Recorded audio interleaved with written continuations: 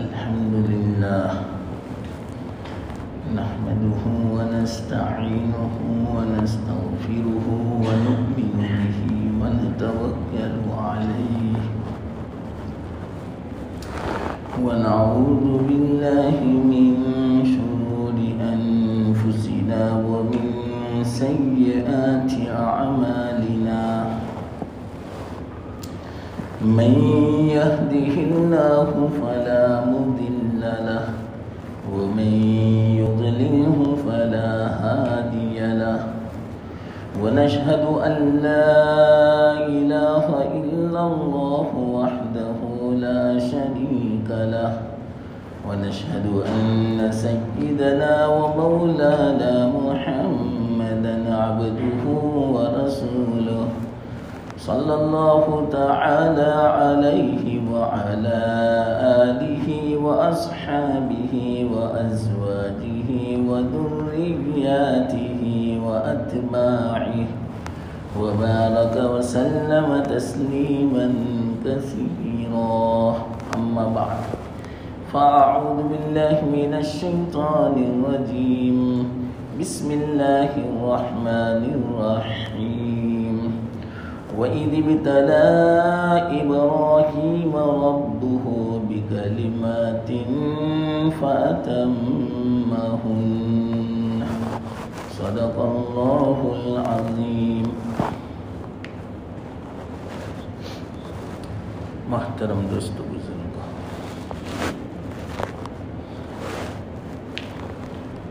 دو جمعہ پہلے حضرت ابراہیم علیہ السلام کے متعلق بات چل رہی تھی کہ اللہ تعالیٰ نے حضرت ابراہیم علیہ السلام کو اپنا دوست بنایا، خلیل بنایا۔ اللہ ایک دم سے کسی کو اپنا دوست نہیں بناتا، اپنا ولی نہیں بناتا جب تک کہ اس کو آزماتے نہیں۔ اگر وہ آزمائش میں پورا اترتا ہے، صبر کرتا ہے،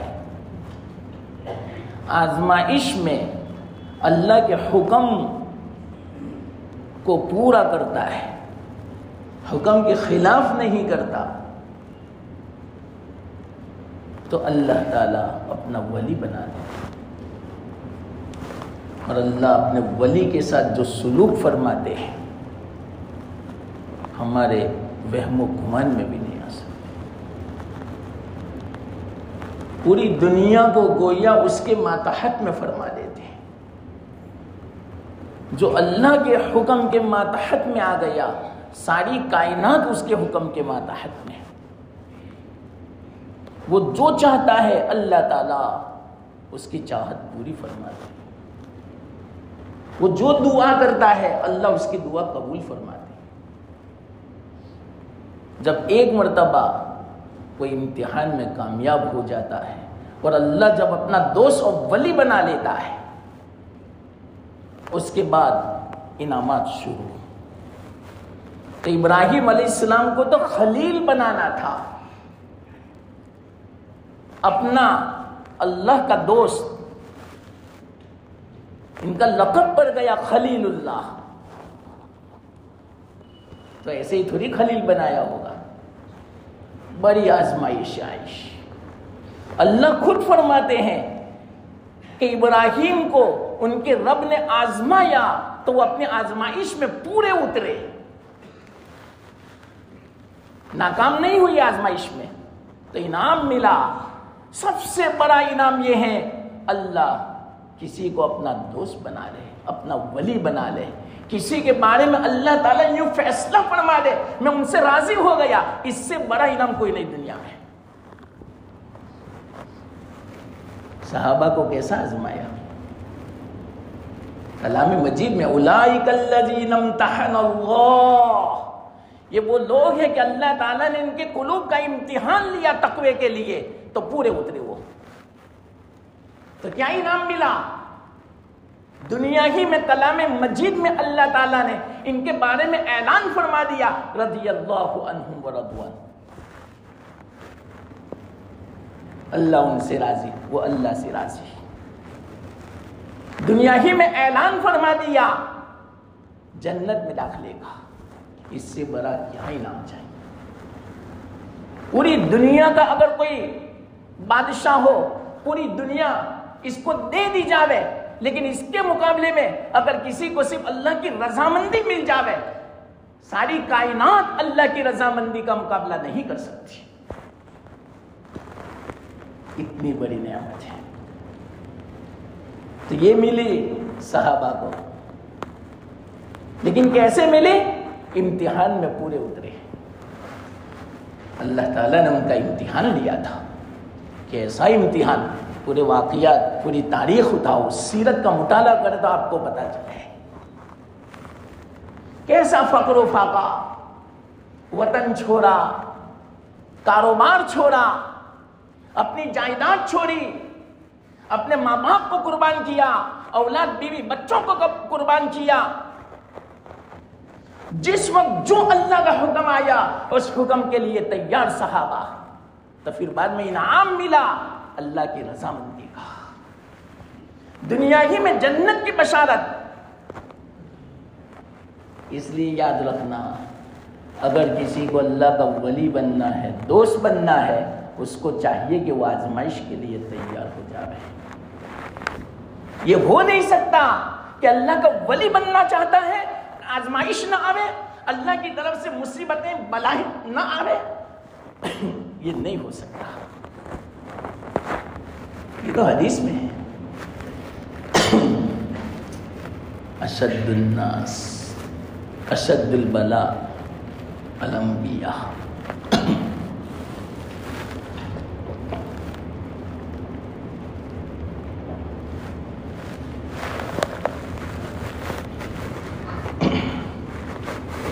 اشد البلاء الانبیاء، سب سے زیادہ بلا اور مصیبت انبیاء بناتی ہے۔ اب اس کا مطالعہ کر لیں، حالات دیکھ لیں انبیاء کی زندگی کا۔ ابھی وقت نہیں ہے کہ میں مختصر سناؤں کہ حضرت زکریا پر کیا مصیبت آئی، حضرت یحییٰ پر کیا مصیبت آئی، حضرت عیسیٰ علیہ السلام پر کیا آئی، حضرت موسیٰ علیہ السلام پر کیا آئی، حضرت ابراہیم، اسماعیل، اسحاق، حضرت یعقوب، حضرت یوسف، کیا مصیبتیں آئی، حضرت نوح علیہ السلام، اللہ اکبر، 1000 سال تک مصیبت برداشت کی۔ کیسی مصیبت ہے ہم تک تصور نہیں کر سکتے۔ اور امام الانبیاء، سید الکونین، ہمارے آقا، ان کا مرتبہ تو سب سے اونچا، تو ان پر جو مصیبتیں آئی ایسی مصیبت تو کسی نبی پر نہیں۔ کیوں؟ ان کو بہت اونچا مرتبہ دینا تھا۔ مختصر الفاظ میں سنو، ابراہیم علیہ السلام کا مرتبہ بہت اونچا ہے، ان کا لقب ہے خلیل اللہ، لیکن ان سے بھی اونچا مرتبہ ہمارے آقا محمد مصطفیٰ صلی اللہ علیہ وسلم کا، جن کا لقب ہے حبیب اللہ۔ خلیل سے بھی اونچا لقب حبیب کا ہے۔ خلیل کسے کہتے ہیں معلوم؟ جو اللہ سے محبت کرے، جو اللہ سے دوستی کرے۔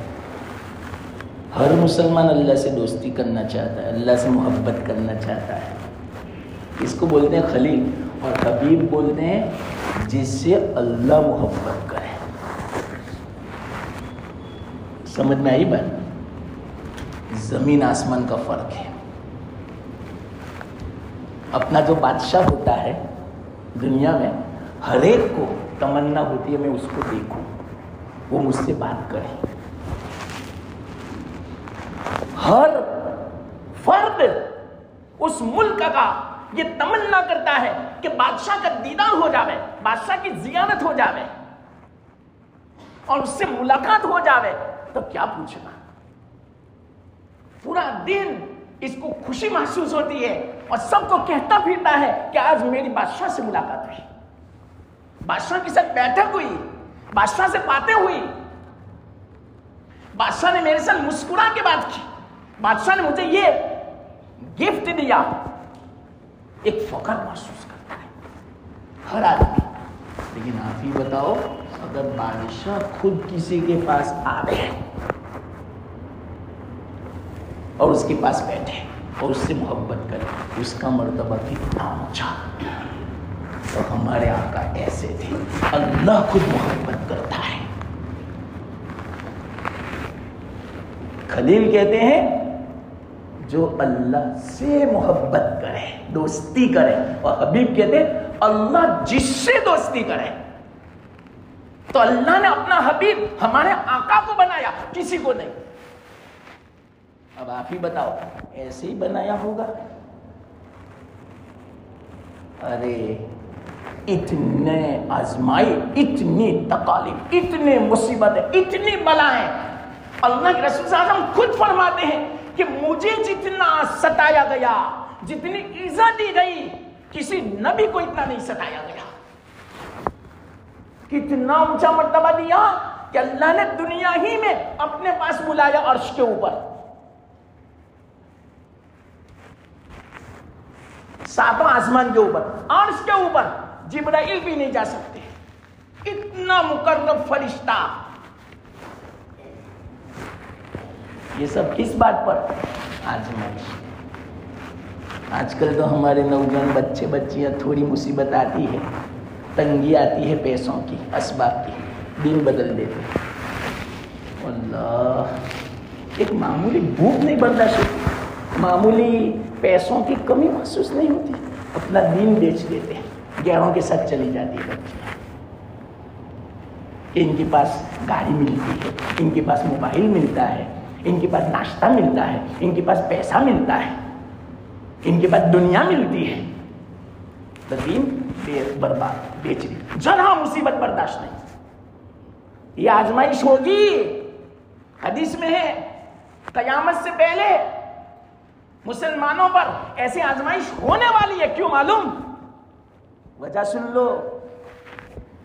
अल्लाह ताला जुदा करना चाहता है कौन मोमिन बंदा है सही मानों में, और कौन मोमिन का नाम लेकर ईमान में दाखिल हुआ है। मुनाफिकों को अलग कर देगा। ये अलग हो रहे हैं। कितने मुर्तद हो रहे हैं, ये वो हदीस है। ऐसे फितने होंगे, ऐसी आजमाइशें होगी, ऐसी बलाएं मुसीबतें अल्लाह की तरफ से नाजिल होगी कि जिसके बिना पर आदमी अपना ईमान बेच देगा। लेकिन कौन बेचेगा? जिसका ईमान कमजोर होगा। इसमें हमारी भी कोताही है, माँ बाप की, क्या औलाद की तरबियत क्यों नहीं की? क्यों सही मानों में दीन नहीं सिखाया? दीन की अहमियत क्यों नहीं पैदा की कि बेटा भूखे मर जाना, लेकिन अपना दीन मत बेचना। भूखे मर जाना, अपनी इज्जत का नीलाम न करना। चाहे कोई भी मुसीबत आ जावे, लेकिन अपनी इज्जत की हिफाजत करना बेटा। चंद रुपयों के खातिर इज्जत बेच रही है। ये बयान के बीच में ऐसा नहीं करना चाहिए, ये बेअदबी है, ऐसा नहीं होना चाहिए। बयान ध्यान से सुनो, कुरान हदीस की बातें चलती है। ये क्या बीच में अक्तर पहले शुरू में लगा लेने का, अभी नहीं करने का बीच में। हाँ, याद रखना, बहुत गुनाह है, ये बेअदबी है। ठीक, मेरा ज़हन भी मुंतशिर होता है, मैं क्या बात करना चाहता हूँ भूल जाता हूँ। फिर जब मैं भूल जाता हूँ तो तुमको कैसे समझ में आवे बयान? कितनी मेहनत से, कि कोई आसान थोड़ी है इतना बयान। कितनी किताबों का खुलासा बयान करता हूँ, और एक हफ्ते में आधा घंटा मिलता है, इसी में भी आप वक्त ज़ाया कर देते हैं। दीन की बात सुनो। ये क्या बहुत शौक रखता पहले लगा लेने का। बयान के बीच में नहीं होना चाहिए कुछ भी, ध्यान से सुनो।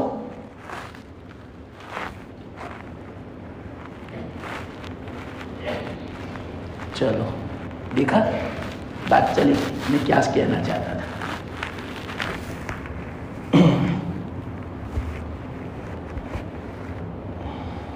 तो एक बात याद रखना,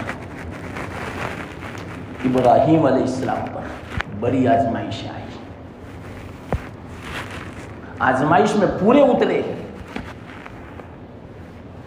تب جا کے خلیل بنایا. اللہ نے کلام مجید میں تذکرہ فرمایا ابراہیم علیہ السلام کا. وَإِذِ ابْتَلَىٰ إِبْرَاهِيمَ رَبُّهُ بِكَلِمَاتٍ فَأَتَمَّهُنَّ. جان کے اعتبار سے آزمائش، اولاد کے اعتبار سے آزمائش، بیوی کے اعتبار سے آزمائش، وطن کے اعتبار سے آزمائش، ماں باپ کے اعتبار سے آزمائش، مال کے اعتبار سے آزمائش، ہر آزمائش میں پورے اترے وہ. اور جیسی ویسی آزمائش نہیں تھی. مثال کے طور پر حضرت ابراہیم علیہ السلام، ان کو پتا تھا کہ عراق اور بابل جو ہے نا پورا کا پورا مشرک ہے، کافر ہے، اللہ کی نافرمان مخلوق ہے. ایسی مخلوق، ایسے مشرکین کے بیچ میں اکیلے موحد کا رہنا بڑا مجاہدہ ہے. آپ نہیں دیکھتے ہمارا ہندوستان مشرکین، حالانکہ ہم اکیلے نہیں ہیں، 25 سے 30 کروڑ مسلمان ہیں، پھر بھی کتنا مشکل ہے رہنا آپ نے دیکھ لیا. تو ایک اگر آدمی ہو لاکھوں کے بیچ میں، لاکھوں مشرکین کے بیچ میں ایک اگر کوئی موحد ہو،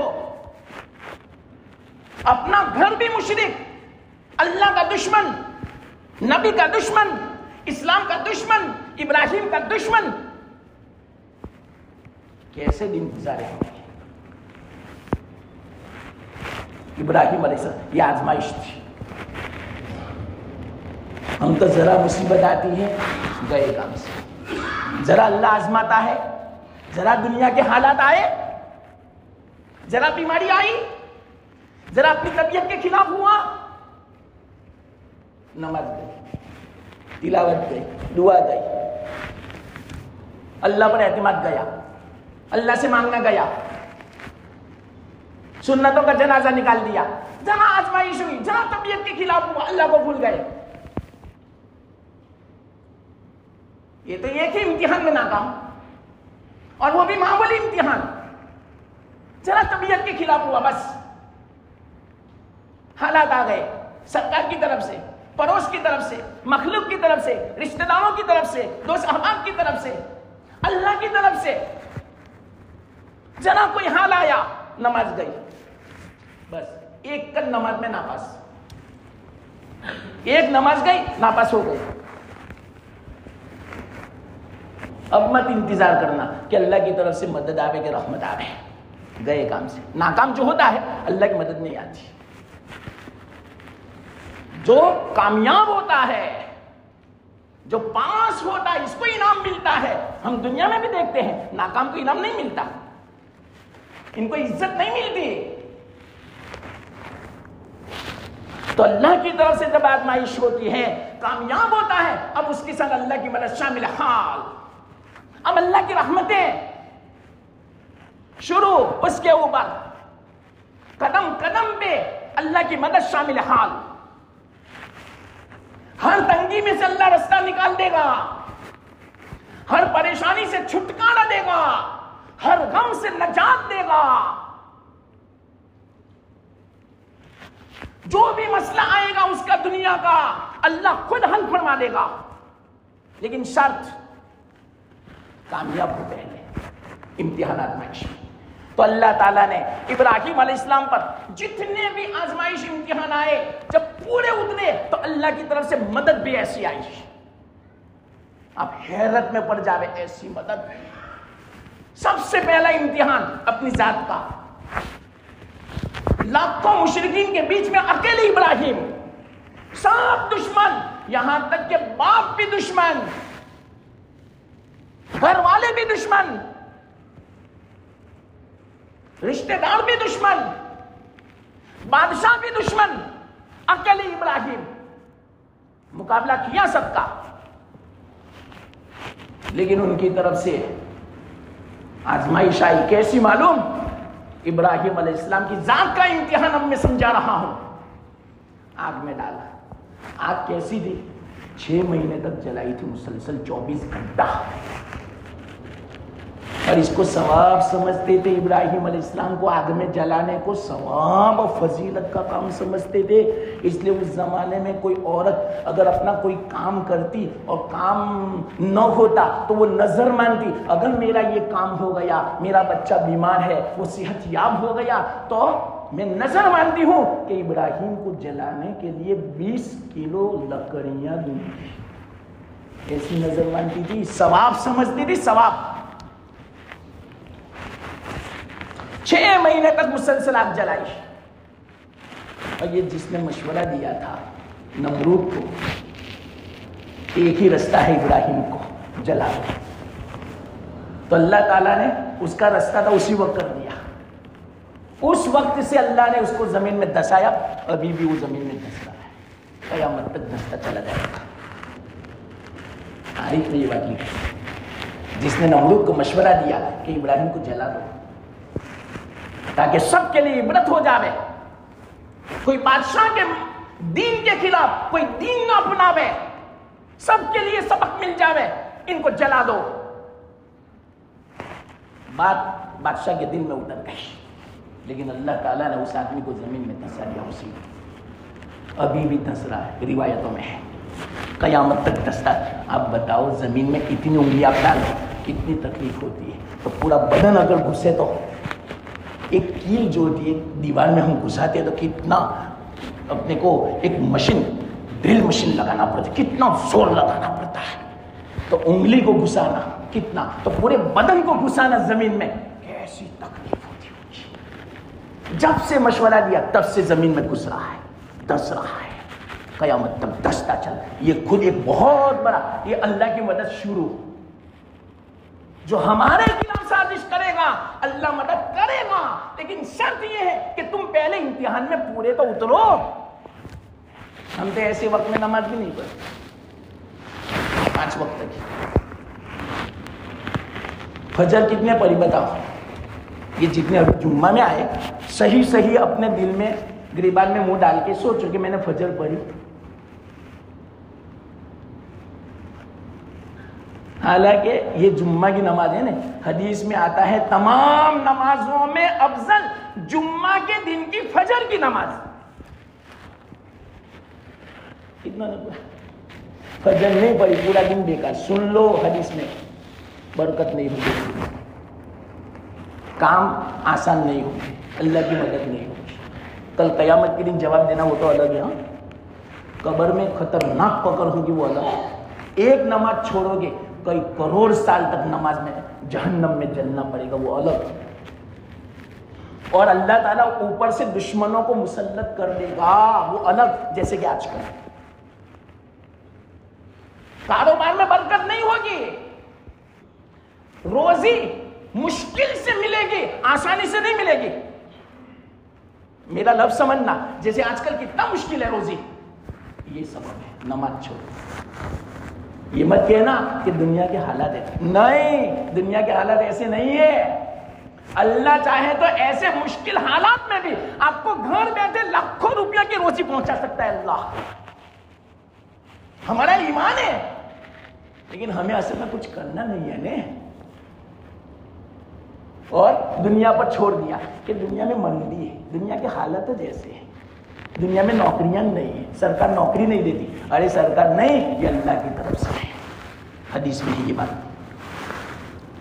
جب انسان کے اعمال پورے اوپر جاتے ہیں اللہ ایسے ہی فیصلے نیچے اتارتے ہیں. پھر جو حکومت والے ہوتے ہیں اللہ ان کو دشمن بنا دیتا ہے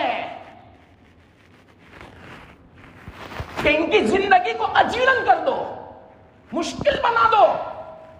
جیسے آج کل ہم مسلمانوں کی زندگی مشکل ہو چکی. سمجھو مسلمانوں, یہ حدیث کے مفہوم میں آپ کو بیان کریں, وقت مختصر ہوتا ہے, پوری تفصیل میں نہیں سمجھا سکتا.